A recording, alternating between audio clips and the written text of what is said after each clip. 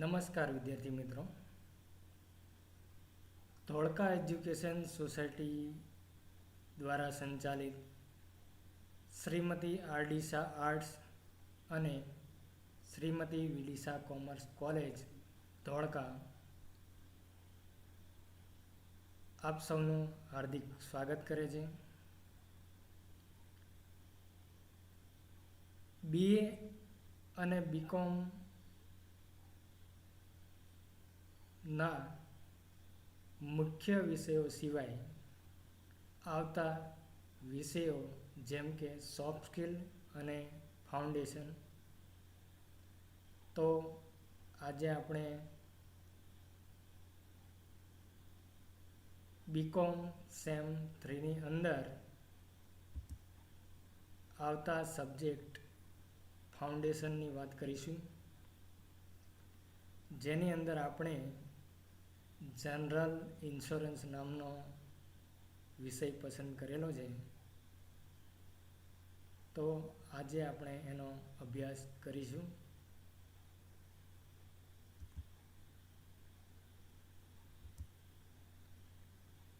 સૌથી પહેલા જોઈએ પ્રસ્તાવના.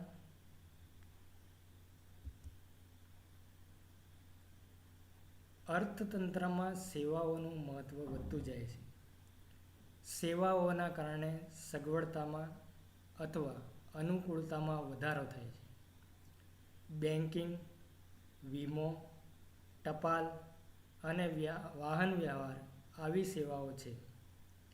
આ સેવાઓ માત્ર વાણિજ્યના અંગ તરીકે વેપારને જ મદદ કરતા બનતી નથી, પરંતુ તેનાથી આગળ વધીને ઉદ્યોગો, ખેતી અને અન્ય તમામ ધંધાને મદદગાર બને છે.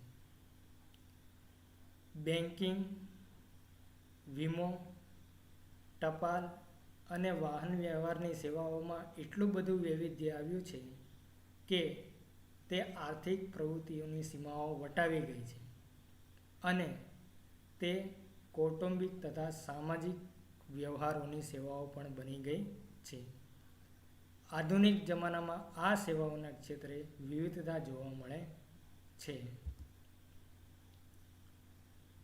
હવે આપણે આપણા વિષય તરફ આગળ વધીએ તો વીમાનો અર્થ. વીમો એટલે શું? વીમો એટલે બે પક્ષકારો વચ્ચેનો એવો લેખિત કરાર કે જે દ્વારા વીમો લેનાર પ્રીમિયમની રકમના બદલામાં વીમો ઉતારનાર પાસેથી એવું વચન મેળવે છે કે જો તેને નક્કી કરેલા જોખમોના કારણે નુકસાન થાય તો નક્કી કરેલી રકમની મર્યાદામાં અને નક્કી કરેલી ગણતરી પ્રમાણે આર્થિક નુકસાન ભરપાઈ કરી આપવામાં આવશે. વિદ્યાર્થી મિત્રો, જ્યારે કોઈ એક વ્યક્તિ વીમો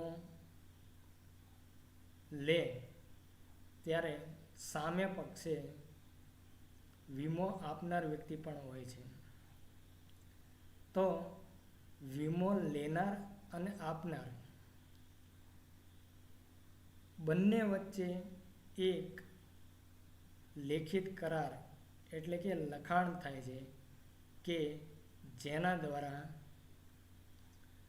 પ્રીમિયમની રકમના બદલામાં વીમો ઉતારનાર પાસેથી એવું વચન મેળવે છે કે જો મને નક્કી કરેલા જોખમોના કારણે કોઈ નુકસાન થાય તો નક્કી કરેલી રકમની મર્યાદામાં અને નક્કી કરેલી ગણતરી પ્રમાણે આર્થિક નુકસાન ભરપાઈ કરી આપવામાં આવશે.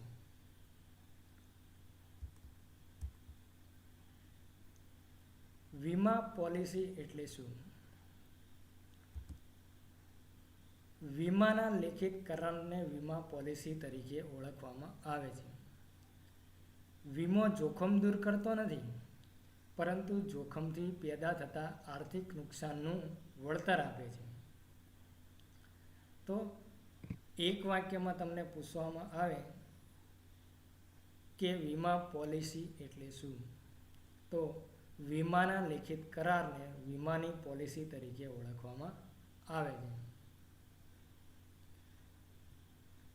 વીમો જોખમ દૂર કરતો નથી, પરંતુ જોખમથી પેદા થતા આર્થિક નુકસાનનું વળતર આપે છે. તો વીમા પોલિસી એટલે બે પક્ષો વચ્ચેના લેખિત કરારને વીમા પોલિસી કહેવામાં આવે છે.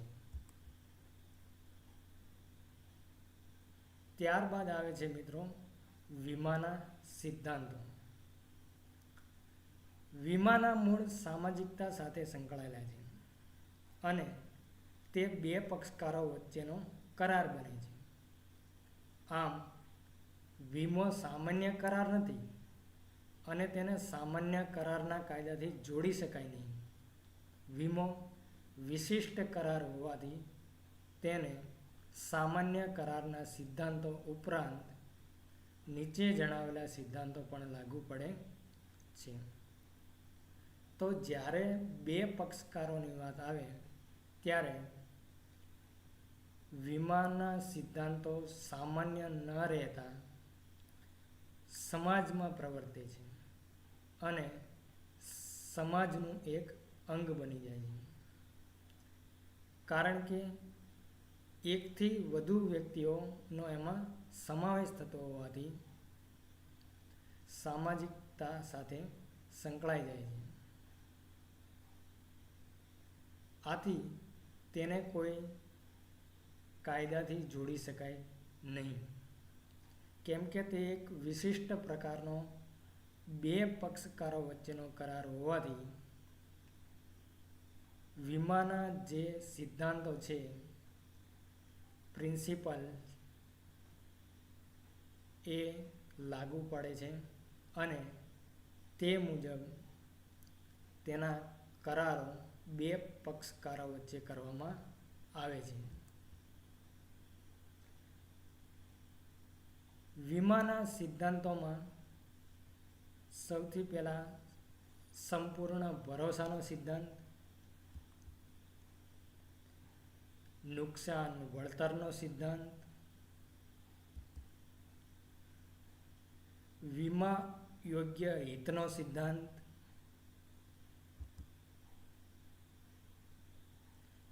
હક બદલાનો સિદ્ધાંત. તો 4 પ્રકારના વીમાના સિદ્ધાંતો દર્શાવેલા છે.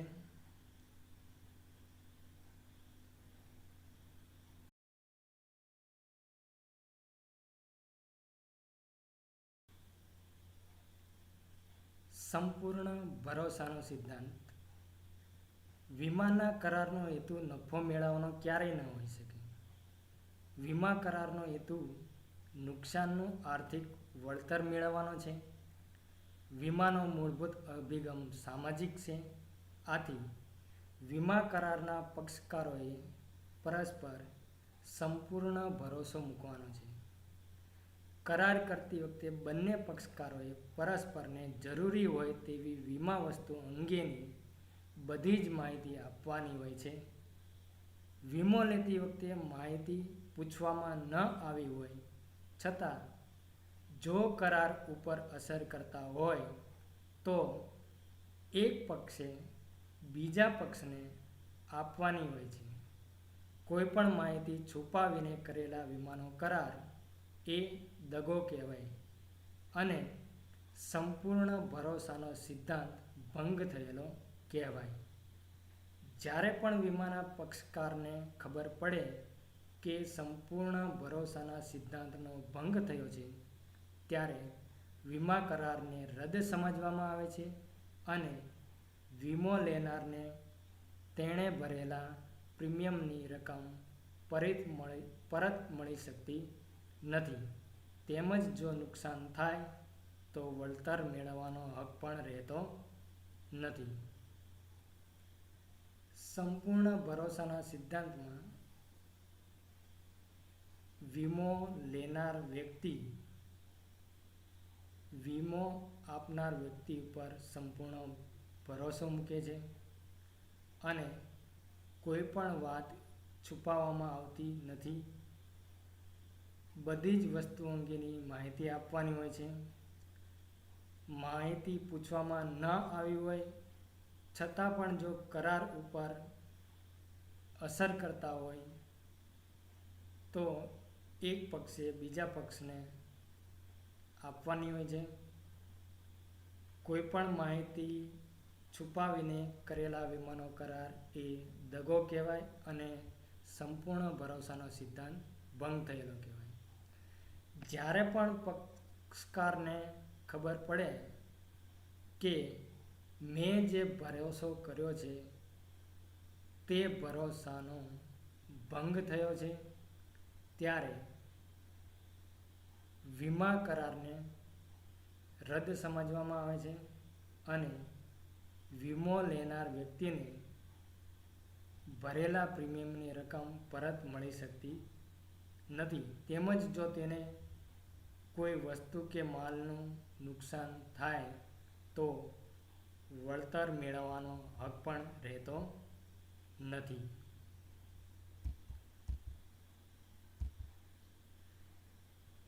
નુકસાન વળતરનો સિદ્ધાંત. વીમો લેનારને નુકસાન થાય તો તેનું વળતર મળી શકે તે માટે વીમા કરાર થાય છે. વીમાના કરારનો અર્થ નુકસાન વળતરનો સિદ્ધાંત છે. વીમો લેનારને નુકસાન થાય તો કંપની તેનું વળતર કેટલું ચૂકવશે તે નક્કી કરવા આ સિદ્ધાંતનો ઉપયોગ થાય છે. વીમો ઉતરાવનાર તેને થયેલું નુકસાનનું વળતર જ મેળવી શકે છે, તે નફો કરી શકતો નથી. અર્થાત નુકસાન થયું હોય તેનાથી વધુ રકમ નુકસાનના વળતર તરીકે મેળવી શકતો નથી. જિંદગીના વીમાને નુકસાન વળતરનો સિદ્ધાંત લાગુ પડતો નથી. નુકસાન વળતરના વીમામાં કે સિદ્ધાંતમાં જો વીમો લેનાર વ્યક્તિને નુકસાન થાય તો તેનું વળતર મળી શકે તે માટે વીમા કરાર કરવામાં આવે છે. તેનું મુખ્ય હાર્દ નુકસાન વળતરનો સિદ્ધાંત છે, જેથી વીમો લેનારને નુકસાન થાય તો કંપની તેનું કેટલું વળતર ચૂકવશે તે આ સિદ્ધાંતનો ઉપયોગ કરી અને વીમા કંપની થયેલા નુકસાનનું વળતર ચૂકવી શકે તેમજ વીમો લેનાર વ્યક્તિ થયેલા નુકસાનનું વળતર મેળવી શકે. પરંતુ મળેલા વળતરમાં નફો કરી શકાતો નથી. પણ જેટલું નુકસાન થયું હોય તેટલા જ નુકસાનના વળતર તરીકે મેળવી શકતો નથી. જિંદગીના વીમાને નુકસાન વળતરનો સિદ્ધાંત લાગુ પડતો નથી, કારણ કે નુકસાન વળતરનો સિદ્ધાંત માલ, મિલકત, વસ્તુ ઉપર આધારિત હોય છે. આથી જીવન વીમાને નુકસાન વળતરનો સિદ્ધાંત લાગુ પડતો નથી.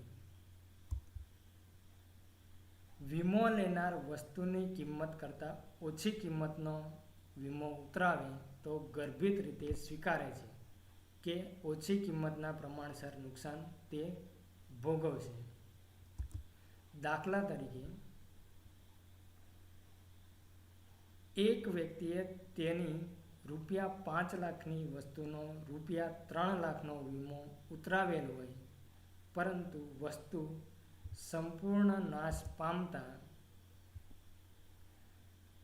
તે વ્યક્તિને વધુમાં વધુ ₹3 લાખ જ નુકસાન વળતર મળે છે.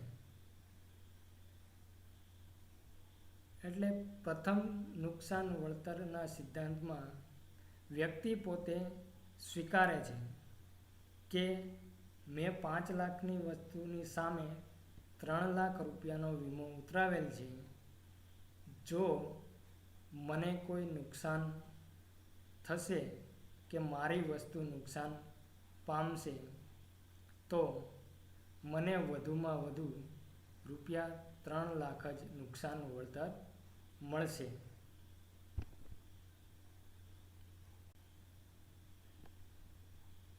નુકસાન વળતરનો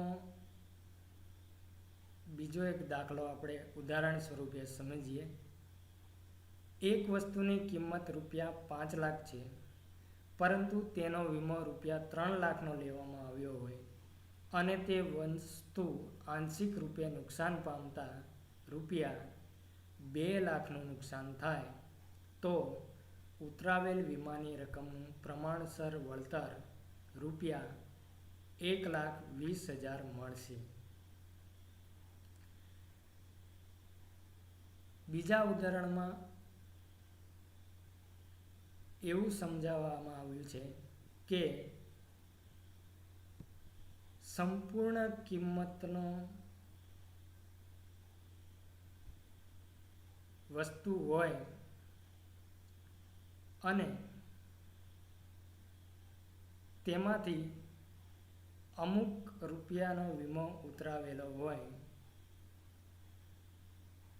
અને અમુક રૂપિયાનું નુકસાન થાય તો ઉતરાવેલ વીમાની રકમનું પ્રમાણસર વળતર કેટલું મળશે તે પ્રમાણે ગણતરી કરવામાં આવી છે.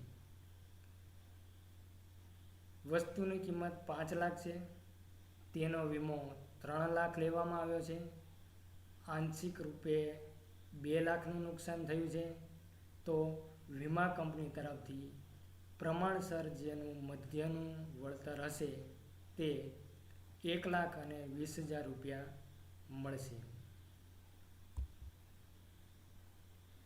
ત્રીજું ઉદાહરણ છે, વસ્તુની કિંમત રૂપિયા 5 લાખ હોય અને તેનો વીમો રૂપિયા 5 લાખનો ઉતરાવેલ હોય અને વસ્તુ સંપૂર્ણ નાશ પામે તો રૂપિયા 5 લાખનું સંપૂર્ણ વળતર વીમા કંપની ચૂકવશે. તો અહીંયા વસ્તુની કિંમત પણ 5 લાખ રૂપિયા છે, તેનો વીમો પણ 5 લાખ રૂપિયાનો જ ઉતરાવેલો છે અને વસ્તુ સંપૂર્ણ નાશ પામે છે, એટલે વીમા કંપની દ્વારા સંપૂર્ણ 5 લાખ રૂપિયા વીમા કંપની દ્વારા ચૂકવવામાં આવશે. તો આ હતા નુકસાન વળતરના સિદ્ધાંતના ઉદાહરણો. હવે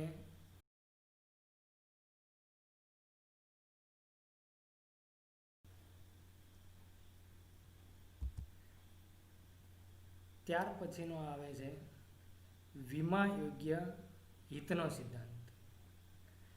વીમા યોગ્ય હિતનો સિદ્ધાંત એટલે વીમો લેનારને વીમા વસ્તુમાં આર્થિક હિત હોવું જોઈએ. દાખલા તરીકે મકાન માલિકને મકાનમાં આર્થિક હિત હોય જ્યારે ભાડુઆતને મકાનમાં આર્થિક હિત ન હોય. વીમા યોગ્ય હિતનો સિદ્ધાંત એવું કહેવા માંગે છે કે વસ્તુમાં વ્યક્તિનું હિત રહેલું હોવું જોઈએ. જેમ કે મકાન માલિકને મકાનમાં પોતાનું આર્થિક હિત હોય છે, જ્યારે ભાડુઆતને મકાનમાં આર્થિક હિત હોતું નથી. ભાડુઆત પોતાનું ભાડું આપીને મકાન માલિકના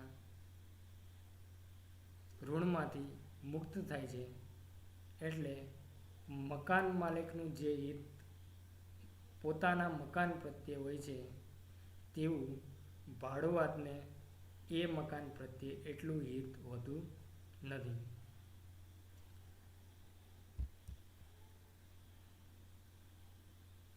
હક બદલાનો સિદ્ધાંત. જ્યારે વીમા યોગ્ય વસ્તુનો વીમો લેવામાં આવે અને તે નાશ પામે ત્યારે વીમા કંપની તેનું વળતર ચૂકવે ત્યારે નાશ પામેલી વસ્તુનો માલિક હક વીમા કંપનીનો બને છે. તેના ઉપર મૂળ માલિકનો હક રહેતો નથી. આ બાબત જિંદગીના વીમાને લાગુ પડતી નથી. હક બદલાનો સિદ્ધાંત એવું કહેવા માંગે છે કે જ્યારે કોઈ વસ્તુનો વીમો લેવામાં આવે અને એ વસ્તુ નાશ પામે અને વીમા કંપની તેનું વળતર ચૂકવે ત્યારે નાશ પામેલી વસ્તુનો માલિક વીમા કંપની બને છે. ત્યારે નાશ પામેલી વસ્તુ પર તેના મૂળ માલિકનો હક રહેતો નથી. હક બદલાનો સિદ્ધાંત માલ, વસ્તુ વગેરે ઉપર લાગુ પડતો હોવાથી જિંદગીના વીમાને લાગુ પડતો નથી, એટલે કે જીવન વીમાને લાગુ પડતો નથી. તો આ બધા હતા વીમાના સિદ્ધાંતો જેની આપણે વિગતવાર ચર્ચા કરી.